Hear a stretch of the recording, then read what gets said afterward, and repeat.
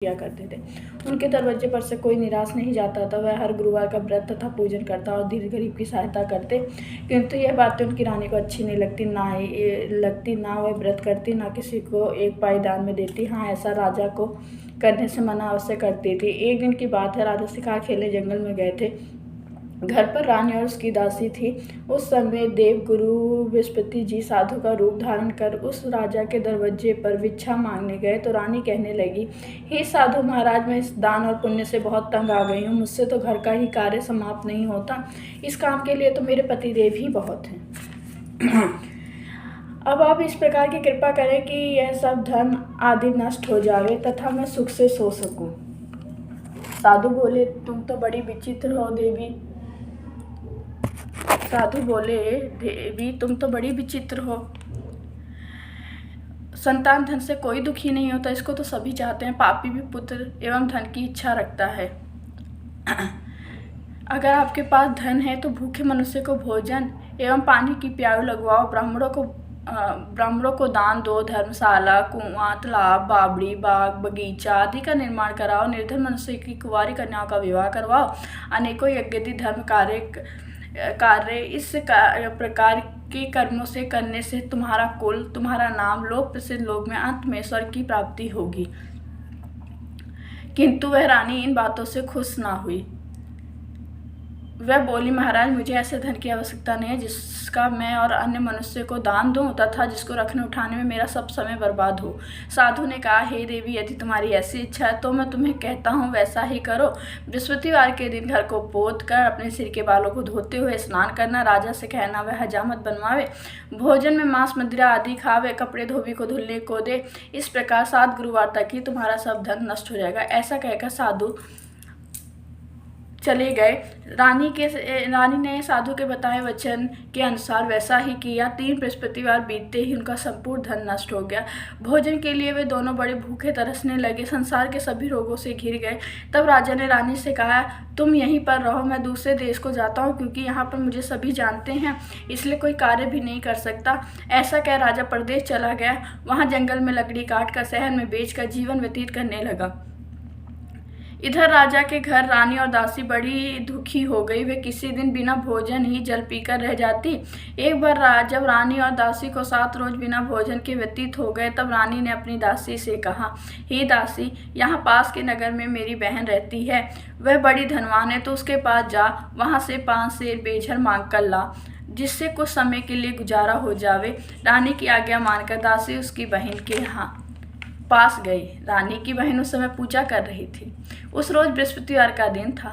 जब दासी ने रानी की बहन को देखा तो उससे बोली, हे रानी, मुझे तुम्हारी बहन ने भेजा है, अतः मेरे लिए 5 सेर बेझर का दे दो। दासी को अनेक बार कहने पर भी रानी ने कुछ उत्तर न दिया, क्योंकि वह उस समय बृहस्पतिवार के व्रत की कथा सुन रही थी। जब दासी को उत्तर नहीं मिला तो वह बहुत दुखी हुई तथा क्रोध भी आया और लौटकर अपने गांव में रानी के पास आकर बोली, हे रानी, तुम्हारी बहन छोटे मनुष्य से बात नहीं करती है। जब मैंने उससे बार बार कहा तो भी उसने किसी प्रकार का उत्तर नहीं दिया। मैं लौटकर चली आई। रानी बोली, हे दासी, इसमें इसका कोई दोष नहीं है।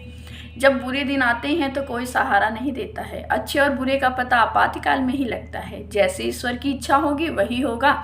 ये सब हमारे भाग्य का दोष है। उधर उस रानी ने देखा कि मेरी बहन की दासी आई थी, पर मैं उससे नहीं बोली, इससे वह बहुत दुखी हुई होगी। यह सोचकर कथा को सुन भगवान का पूजन समाप्त करके वह अपनी बहन के घर चली गई। वहाँ अपनी बहन से कहने लगी, हे बहन, मैं बृहस्पतिवार का व्रत कर रही थी, तुम्हारी दासी गई थी, परंतु जब तक कथा होती है तब तक बहन ना उठते हैं और ना ही बोलती हैं, इसलिए मैं ना बोली। कहो, दासी क्यों गई थी? रानी बोली, बहन, हमारे यहाँ खाना नहीं था, इसलिए मैंने दासी को तुम्हारे पास 5 सेर बेझर लेने को भेजी थी। रानी बोली, देखो, बृहस्पतिवार भगवान सबकी मनोकामना पूर्ण करते हैं। देखो, शायद तुम्हारे घर में नाज रखा हो। इस प्रकार बहन के वचन जब रानी ने सुने तो वह घर के अंदर गई। वहाँ उसे एक घड़ा बेझर का भरा मिल गया। अब तो रानी दासी बहुत ही प्रसन्न हुई। तब दासी कहने लगी, हे रानी, देखो, वैसे हमको जब भोजन नहीं मिलता तो हम रोज ही व्रत करते हैं। अगर इनसे व्रत की कथा विधि पूछ ली जावे तो उसे हम भी करें। तब उस रानी ने अपनी बहन से पूछा, हे बहन, बृहस्पतिवार की व्रत की कहानी क्या है और यह व्रत कैसे करना चाहिए? तब उसने कहा, हे बहन, गुरुवार के व्रत में चना की दाल, गुड़, मुनक्का से विष्णु भगवान का केले की जड़ में पूजन करे तथा दीपक जलावे, पीला भोजन करे, कथा करें, सभी प्रकार करने सुने। ऐसा करने से गुरु भगवान प्रसन्न हो, अन्न, धन, पुत्र, परिवार देते हैं और सभी मनोकामना पूर्ण करते हैं। तब रानी और दासी दोनों ने निश्चय किया कि हम भी बृहस्पतिवार भगवान का पूजन अवश्य करेंगे। 7 रोज बाद जब बृहस्पतिवार आया तो उन्होंने व्रत रखा। दासी गुड़साल में जाकर चना गुड़ बीन लाई, उसकी दाल से केले की जड़ के सहित विष्णु भगवान का पूजन किया, किंतु पीला भोजन कहाँ से आवे विचार कर बड़ी दुखी हुई। उनके व्रत से गुरु भगवान प्रसन्न हो 2 थालों में सुंदर पीला भोजन लेकर आए और दासी को देकर बोले, हे दासी, यह भोजन तुम्हारे और रानी के लिए है। भोजन तुम दोनों इसी भोजन को करना। दासी भोजन को पाकर बड़ी प्रसन्न हुई। रानी से बोली, रानी जी भोजन कर लो। रानी को इस विषय में कुछ पता नहीं था, इसलिए वह बोली, अरे दासी, तू ही भोजन कर, तू तो हमारे व्यर्थ में हंसी उड़ाती है। दासी बोली, एक महात्मा भोजन दे गए। रानी कहने लगी, वह भोजन तेरे लिए दे गए हैं, तू ही भोजन कर ले। दासी ने कहा, वह महात्मा हम दोनों को 2 थाली में भोजन दे गए हैं, इसलिए हम और तुम दोनों ही साथ साथ भोजन करेंगी। इस प्रकार रानी और दासी दोनों ने गुरु भगवान को नमस्कार किया। अब तो वह हर बृहस्पतिवार को गुरु भगवान का व्रत और पूजन विष्णु भगवान का पूजन करने लगी। बृहस्पति भगवान की कृपा से फिर रानी और दासी के पास काफ़ी धन हो गया। रानी फिर उसी प्रकार आलस करने लगी। दासी बोली, देखो रानी, तुम्हें पहले भी इसी प्रकार आलस किया करती थी। तुम्हें धन के रखने में कष्ट होता था, इस कारण सभी धन नष्ट हो गया। अब गुरु भगवान की कृपा से पुनः धन प्राप्त हुआ है, तो फिर तुम्हें आलस्य होता है। बड़ी मुसीबतों के बाद हमने यह धन पाया, इसलिए हमें दान पुण्य करना चाहिए। भूखे मनुष्य को भोजन कराना, प्याऊ लगवाना, ब्राह्मणों को दान देना, कुआं, तालाब, बावड़ी आदि का निर्माण करवाना, मंदिर, पाठशाला बनाकर दान देना चाहिए। कुंवारी कन्याओं का विवाह करवाकर धन को अच्छे और धर्म के कार्यों में खर्च करो, जिससे तुम्हारा तुम्हारे कुल का यश फैलकर तुम्हें स्वर्ग की प्राप्ति हो। तुम्हारे पितृ प्रसन्न होकर रानी ने इस प्रकार के सभी कार्य करने प्रारंभ कर दिए, जिससे उसका काफ़ी यश फैलने लगा। इधर राजा परदेश में जाकर बड़ी दुखी होकर रहने लगा। प्रतिदिन जंगल से लकड़ी बीन कर लाता, उन्हें शहर में बेचकर अपने दुखी जीवन को बड़ी कठिनाई से व्यतीत कर रहा था। एक दिन राजा दुखी होकर अपनी पुरानी बातों को याद करके रोने लगे। तब उस जंगल में से बृहस्पति देव एक साधु का रूप धारण कर आए। राजा के पास आकर बोले, हे लकड़हारे, तुम इस सुनसान जंगल में किस चिंता में बैठे हो, मुझे बतलाओ। यह सुनकर राजा नेत्रों में पानी भर लाया।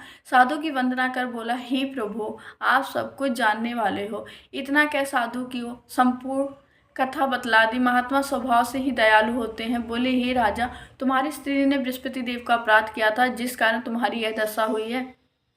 तुम अब किसी प्रकार की चिंता मत करो, भगवान तुम्हें पहले से अधिक धनवान करेंगे। देखो, तुम्हारी स्त्री ने गुरुवार का व्रत करना आरंभ कर दिया है और तुम मेरा कहा मानकर बृहस्पतिवार को व्रत करके चना की दाल, गुड़ जल के लोटे में डालकर केले का पूजन कर कथा सुनो, भगवान तुम्हारी सब मनोकामना पूर्ण करेंगे।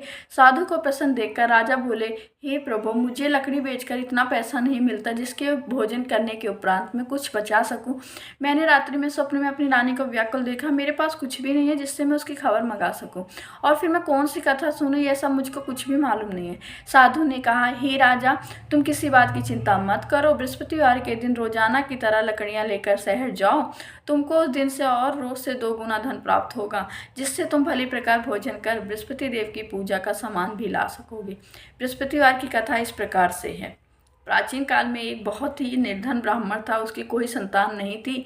उसकी स्त्री बहुत मालिनता के साथ रहती थी। वह रोज ना स्नान करती, ना किसी देवता की पूजा करती। प्रातःकाल उठती, सर्वप्रथम भोजन करती, बाद में कोई अन्य काम करती थी। इससे ब्राह्मण देवता बड़े दुखी थे बेचारे। बहुत कुछ कहते, परंतु उसका कोई परिणाम ना निकलता। भगवान की कृपा से ब्राह्मण की स्त्री के गर्भ से कन्या रूपी रत्न पैदा हुआ है। वह कन्या अपने पिता के घर में बड़ी होने लगी। पूर्व संयोग से वह बालिका प्रातः स्नान करके विष्णु भगवान का जाप करने लगी। वह बृहस्पतिवार को व्रत करने लगी। अपने पूजन पाठ को समाप्त कर स्कूल जाती थी, अपनी मुट्ठी में जौ भरकर ले जाती और पाठशाला के मार्ग में डालती हुई जाती। जब ये जौ सड़ के हो जाते तो लौटते समय उनको बीन कर अपने घर ले आती थी। एक दिन मैं बालिका सूप में उन सोने के जौ को फटक कर साफ कर रही थी कि उस समय उसके पिता ने देख लिया और कहा, बेटी, सोने के जौ को फटकने के लिए सोने का ही सूप होना चाहिए, साफ कर रहे होना चाहिए। तो दूसरे दिन गुरुवार था।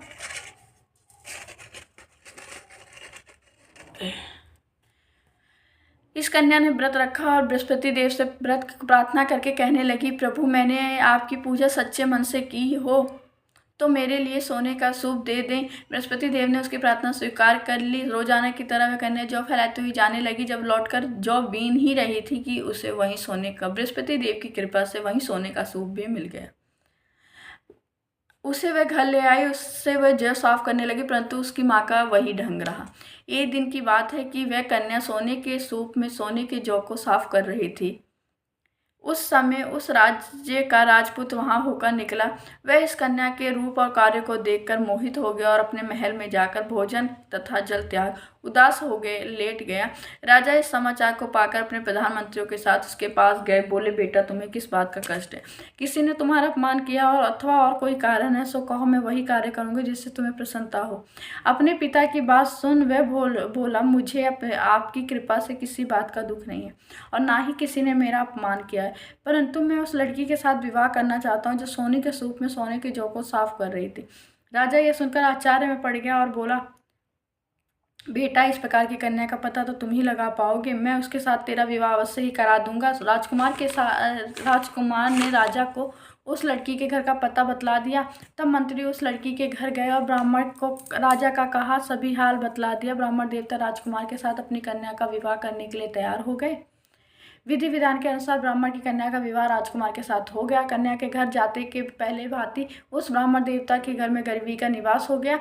अब भोजन के लिए भी अन्न बड़ी मुश्किल से प्राप्त होता था। एक दिन बहुत दुखी होकर ब्राह्मण देवता अपनी पुत्री के पास गए। बेटी ने पिता का दुखी अवस्था में देखा और उनसे अपनी माँ का कुशल हाल पूछा। तब ब्राह्मण ने अपना सभी हाल कहा। कन्या ने उसे बहुत सा धन देकर अपने पिता को विदा किया। इस प्रकार उस ब्राह्मण का कुछ समय सुखपूर्वक व्यतीत हो गया, किंतु कुछ दिन बाद फिर वही हाल हो गया। ब्राह्मण फिर अपनी कन्या के यहाँ गया और सभी हाल कहा तो लड़की बोली, पिताजी, आप माताजी को यहाँ लिवा लाओ, मैं उनसे सभी बातें ठीक ठीक कह दूंगी। पुत्री की सलाह मानकर वह ब्राह्मण देवता अपनी कन्या को अपनी स्त्री को लेकर वहां पहुंचे तो पुत्री अपनी माँ को समझाने लगी, ही माँ, तुम प्रातः काल उठा करो, प्रथम स्नादि करके विष्णु का पूजन किया करो तो सब दरिद्रता नष्ट हो जाएगी। परंतु उसकी माँ ने एक भी बात न मानी और प्रातःकाल उठकर अपनी पुत्री के बच्चों का जूठन खा लेती। जब पुत्री पूजन आदि के लिए कहती तो कहती, मैंने तो खाना खा लिया है। एक दिन यह सुनकर उसकी पुत्री को बहुत गुस्सा आया और एक रात उसे कोठरी में से सभी सामान निकाल कर उस ब्राह्मणी को उसमें बंद कर दिया। प्रातःकाल होते ही उसे उसमें से निकाला और स्नादि करके पाठ करवाया तो उस ब्राह्मणी की बुद्धि ठीक हो गई। पूजन तथा हर बृहस्पतिवार का व्रत करने रखी। अब तो व्रत के प्रभाव से ब्राह्मणी बहुत धनवान पुतवान हो गई। अंत में स्वर्ग के लिए गई। ब्राह्मण भी सुख भोग कर स्वर्ग को चला गया। इस प्रकार कथा कहकर साधु देवता भी वहां से लोप हो गए। धीरे धीरे समय व्यतीत होने पर बृहस्पतिवार का दिन आया। राजा जंगल से लकड़ी काट कर बेचने गया। उसे उस दिन से रोज से अधिक पैसा मिला। राजा ने चना गुड़ आदि लाकर दो गुरुवार का व्रत किया तो उस दिन से उसकी सभी कठिनाइयां दूर होने लगी। परंतु जब दोबारा गुरुवार आया तो राजा बृहस्पतिवार का व्रत करना भूल गया। इस कारण बृहस्पति भगवान नाराज हो गए। संयोग से तभी उस नगर के राजा ने विशाल यज्ञ का आयोजन किया तथा शहर में यह घोषणा करा दी गई कि कोई भी मनुष्य अपने घर भोजन न बनावे, न अग्नि जलावे, सभी जनता मेरे यहाँ भोजन करने आवे। जो इस आज्ञा को नहीं मानेगा उसको फांसी की सजा दी जाएगी। इस प्रकार की घोषणा संपूर्ण नगर में करवा दी गई। राजा की आज्ञा के अनुसार सभी लोग भोजन करने के लिए शहर के चले गए, लेकिन लकड़हारा को देर से आया, इसलिए राजा उसको स्वयं अपने साथ महल में ले जाकर भोजन करा ही रहे थे कि रानी की दृष्टि उस खूंटी पर लटकी, उस खूंटी पर पड़ी जिस पर उसका हार लटका हुआ था।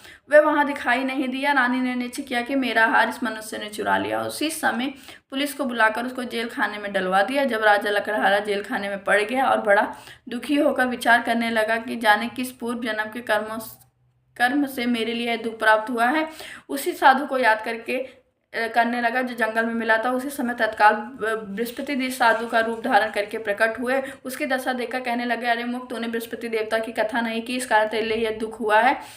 अब तो चिंता मत कर, बृहस्पतिवार के दिन जेल खाने के दरवाजे पर 4 पैसा पड़े मिलेंगे, उनसे तो बृहस्पति देव का पूजन करना, तेरे सभी कष्ट दूर हो जाएंगे। बृहस्पतिवार के दिन 4 पैसा पड़े मिले। राजा ने कथा की तो रात्रि में स्वप्न में बृहस्पति देव ने उस रंगघर के राजा को स्वप्न में कहा, हे राजा, तुमने जिस आदमी को जेल खाने में बंद किया वह निर्दोष, उसे छोड़ दो। रानी का हार उसी खूंटी पर लटका, अगर तू उसे नहीं छोड़ेगा तो तेरा राज्य नष्ट कर दूंगा।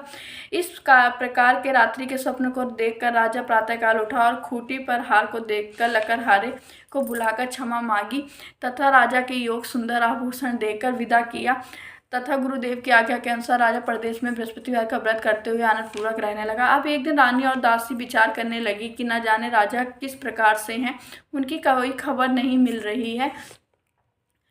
तो गुरु भगवान को प्रार्थना करे कि भगवान ने रात्रि में राजा किससे स्वप्न में कहा, राजा उठ, तेरी रानी तुझको याद करती है, तू अपने देश को चला जा। राजा प्रातःकाल उठा, विचार करने लगा, स्त्री जाति खाने और पहनने की संगिनी होती है, पर भगवान की आज्ञा मानकर वह अपने नगर के लिए चल दिया। जब राजा नगर के निकट पहुंचा तो उसे बड़ा ही आश्चर्य हुआ। नगर में बहुत से पहले अधिक बाग, तालाब, कुएं, बहुत सी धर्मशालाएं, मंदिर बन गए। राजा ने पूछा, ये सब किसका है, बाग, धर्मशाला? तब नगर के लोग कहते हैं, ये सब रानी और बांदी के हैं। तो राजा को और भी आश्चर्य हुआ और गुस्सा भी आया। तब रानी ने यह खबर सुनी कि राजा आ गए हैं तो उसने बांदी से कहा कि हे दासी, देख, राजा हमको कितनी बुरी हालत में छोड़कर गए थे, कहीं हमारी ऐसी हालत देखकर लौट न जाए, इसलिए तू दरवाजे पर खड़ी हो जा।